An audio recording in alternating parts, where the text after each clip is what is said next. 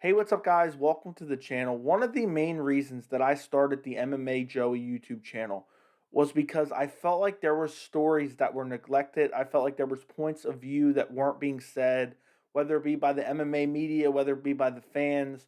And I just felt like they were outright avoided, whether it be because of bias, whether it be because of a guy's star power. And I really started this channel because I always just wanted to give my honest opinion about what I saw, whether you guys agree with it or disagree with it. I wanted to give my honest opinion. I wanted to get sometimes I felt like opinions that weren't being put out there, and I have one for this video. And I feel like a lot of you guys are not going to like to hear this. You guys just aren't. Nick Diaz is a very, very popular fighter. I am a huge Nick Diaz fan and a Diaz brother fan in general. But this has to be said. Somebody has to say it because if not, what's the point? I mean, are we all just lying to ourselves? I feel like a lot of MMA media is avoiding it because they know of Nick Diaz's star power. They know he has a cult like following, and the people will turn on him. But that's not what I'm about. I want to tell you guys my honest opinion regardless. I'm sure some of you guys already heard it on my post fight stream last night. If you guys want to go check that out, I react to all the fights on UFC 266. But on UFC 266, Nick Diaz returns after a 6-year layoff.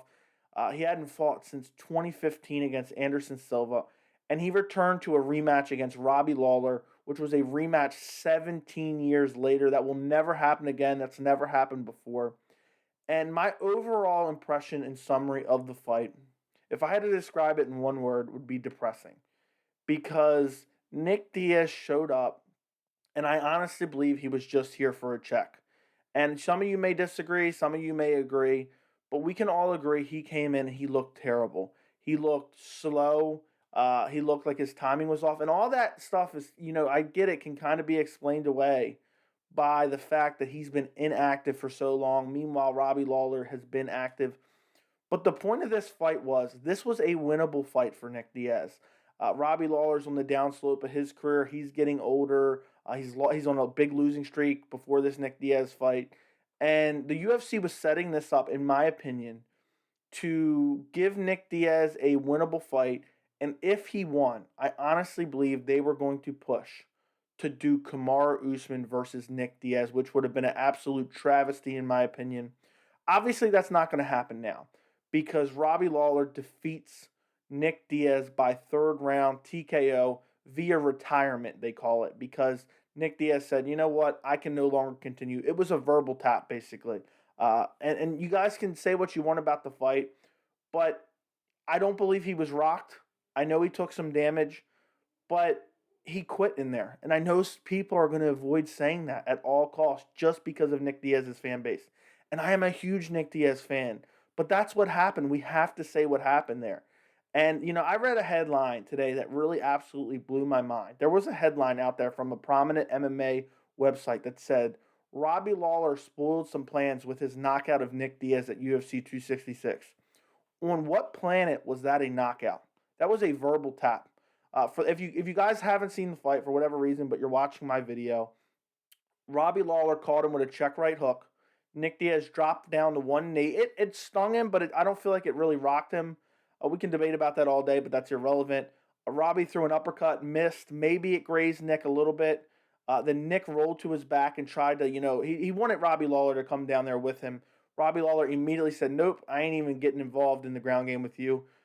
Backs up, waves him up. The referee stands in between them, waves Nick Diaz up. And Nick Diaz says, nope, I'm done for. And I am totally okay with the guy saying, I've taken enough damage. I can't continue. I think we need more of that in MMA. But the double standard that this is getting is just blowing my mind. Could you imagine if this was any other fighter on the roster? Imagine this was John Jones. Imagine this was Aljamain Sterling. Imagine this was Conor McGregor.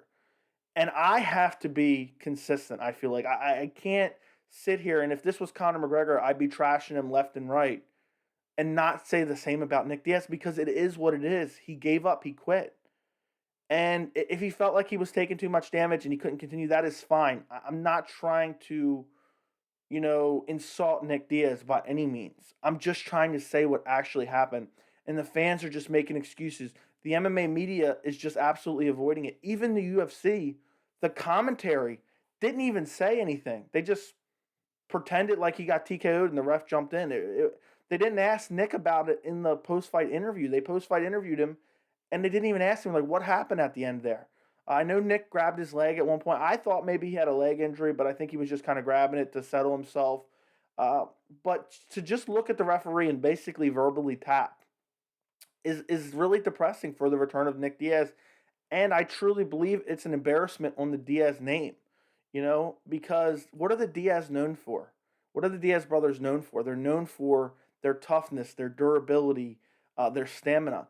And Nick showed up, and I know there's other circumstances. Supposedly, he didn't want to fight this soon, but you have to take responsibility. You accepted this fight. You signed a contract at some point in time, and you showed up.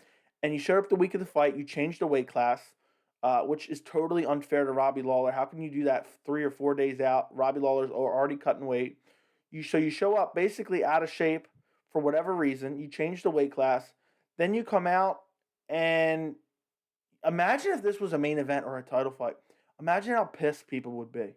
But because it's a Diaz brother, they get a free pass. And I can't believe it. The MMA media isn't talking about it. They're saying, he was knocked out. They were saying, and it's just crazy to me just because of his star power. And the real thing that I wanted to get into for this video is, regardless of the finish, Nick Diaz did not look good in there tonight against a far past his prime Robbie Lawler. Robbie Lawler is not even ranked in the top 15. Robbie Lawler is very, he's done some great things. He's one of my favorite fighters in the sport, but we can all agree he's not the best he was at any point. You know what I mean?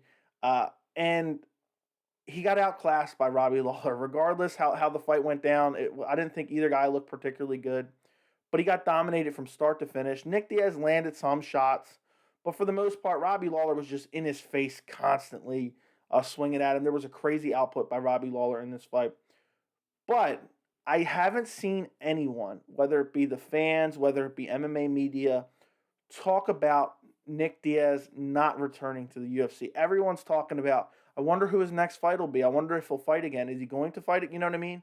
And that's just crazy to me. And I wanted to bring up a few examples because the fans, the MMA fans, the MMA media, they are so quick to retire certain guys. And the first example I wanted to bring up was Anderson Silva. Anderson Silva was being retired by the MMA media, was being retired by Dana White, was being retired by the fans. And look at the level of competition he was fighting. He fought Chris Weidman twice. One, he got KO'd, and he was winning the fight, in my opinion. He was landing some good strikes on the feet. Second one, he broke his leg. Then he beat Nick Diaz, but then it was overturned because he popped positive. That was back in 2015. Then he loses to Michael Bisping. I think he knocked Michael Bisping out at the end of the second round, so he could have easily won that fight. He fights Daniel Cormier, one of the best 205ers on the planet, on short notice, on a couple of days' notice, fights to a unanimous decision. Fights Derek Brunson, still one of the best middleweights in the division, even right now to this day. Beats him by unanimous decision. That was a very close fight. He could have won either way. But still, he was competitive. Fights Israel Adesanya, the current middleweight champion. He wasn't the current middleweight champion back in 2019, but again, it was a competitive fight. He lost all 3 rounds. He loses to Jarrett Cannonier. He injures his leg. Then he fights Uriah Hall. He was winning this fight up until he got clipped and TKO'd. And throughout this entire run of losses, everybody was trying to retire Anderson Silva. First off, these fights were competitive. Anderson Silva did not look terrible in these fights. I know he had aged and he was a shell of his former self, but even, a shell of his former self is still a quality fighter. So the fact people were retiring him, and even now he's gone on to have success in boxing. I know not against the best opponents, but I'm just trying to prove a point here that people were retiring him. He's fighting elite middleweights and still having decently competitive fights. Then you move on to BJ Penn. This isn't as good of an example, but the same thing. I mean, BJ Penn was being retired after every single fight from the John Fitch fight on. I mean, the Nick Diaz fight forever ago, back in 2011. And that's the last fight that Nick Diaz won, was back in 2011. Since he returned to the UFC from Strikeforce, he's only won one fight, and that was in 2011. That's just crazy to me. After that fight, they were retiring BJ Penn. After the Rory McDonald fight, they were retiring him. After the Frankie Edgar, and Frankie Edgar was in his prime at this point, and Rory McDonald was in his prime at that point. Yair Rodriguez, maybe not in his prime, but a very, quality fighter at that point in time. Then you start to get on some of the other ones. Okay, I get it at this point. The Dennis Seaver, the Ryan Hall, and the Clay Guida, retire him. I'm fine with that. But my point is, there's nobody out there saying that Nick Diaz should retire. I personally, and this is the cold hard truth for me. As much as I love Nick Diaz, I never want to see him fight in the cage again. It's just his performance was terrible. And I get it. Maybe you can say, oh, well, he didn't train because this or that. But at the end of the day, we can only go off what we see. And he looked terrible in there. The shadow boxing looked slow. The fight looked even slower. The desire to be in there, I don't want to. And I know, there's very few guys that actually love fighting. Most of them are coming there to get paid. This is what they do to make money and provide for their families. But Nick Diaz, I feel like, is literally just showing up just to get beat up and collect a check. And he decided, you know what? I've already got my check. I put on a decent performance. I'm out of here. And that's not what I want to see in the cage at all. That's not. And it's sad and it's depressing. The last example I want to give, and this is a great example, is Tony Ferguson. Tony Ferguson went on this crazy streak. Then he fights Justin Gaethje on short notice for the interim lightweight title, gets destroyed over 5 rounds, but people forget he almost stopped Justin Gaethje at the end of the first round with an uppercut, and it was a decent performance. Justin Gaethje put on a master class, but it wasn't like Tony Ferguson was just, absolutely didn't belong in there by any means. I know he did get dominated for the most part, but he was still a decent fighter. Then he goes on to fight Charles Oliveira, who's the current lightweight champion, loses to him by decision. Then he fights Beneil Dariush, loses to him by decision. And people have been retiring Tony Ferguson since the Justin Gaethje loss, which is just insane to me. So you're willing to retire Anderson Silva, you're willing to retire BJ Penn, you're willing to retire Tony Ferguson, but nobody's going to say what they truly saw in the fact that Nick Diaz should not be fighting anymore. He just shouldn't. I know he's only, I think he's 37 years old, 38 years old right now. But the long layoff, I get it, can be an excuse. But from what I saw there last night against Robbie Lawler, he should not be fighting. And I'm glad that he got paid. I wouldn't even mind seeing the UFC cut him and maybe go on to do some crazy celebrity boxing. I don't even know if he'll be successful at that with some of these Triller events, against like a Tito Ortiz or something like that. Because honestly, as much hate as I'm going to get for this, that's what Nick Diaz. That's the level Nick Diaz appears to be on right now, a Tito Ortiz level. Uh, and that hurts me to say because I love Nick Diaz, but it's the truth, and nobody else is willing to say it just because they don't want to hurt the feelings of Nick Diaz fans. That's not going to be me at all. I'm going to say what I see, and Nick Diaz looked awful. He looked awful. It was depressing. I just can't. I can't go through that again. I don't want to see it again. I don't want to see. I mean, at this point, who is he going to fight? And one last thing I want to get to before I end this video, and guys, I want to get your comments. Let me know how you feel in the comment section. If you agree, disagree with me, we can have a fun discussion here. I'm open. My opinion isn't the only opinion out there.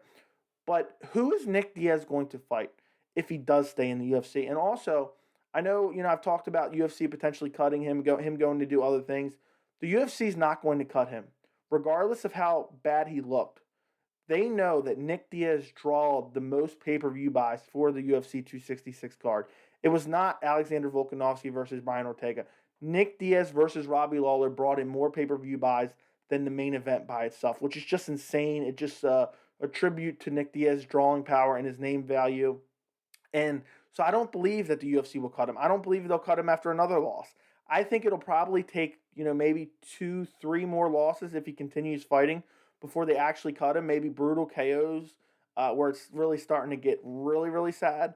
But right now, he's basically on a 4-fight losing streak since 2011. Man, this fight pained me to watch, last night against Robbie Lawler. I hope that Nick Diaz does not return, but I have a feeling he will. If he does, I hope he shows up in better shape. Do me a favor, guys. Like the video. I know this video is going to get quite a bit of dislikes from the Nick Diaz cult following, but thank you so much for watching, and I will see you in the next video.